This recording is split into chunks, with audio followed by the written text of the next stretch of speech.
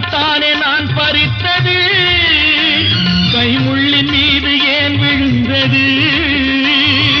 உறவைத்தானே நான் நினைத்தது, என்னை பிரிவு வந்து ஏன் அழைத்தது?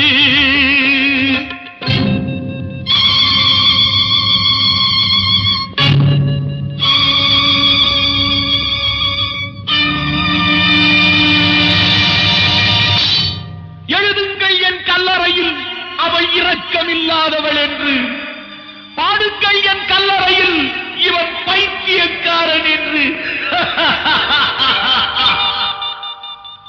கண்கள் தீட்டும் காதல் என்பது அது கண்ணில் நீரை வரவழைப்பது, பெண்கள் காட்டும் அன்பு என்பது நம்மை பித்தனாக்கி அலைய வைப்பது. யாரு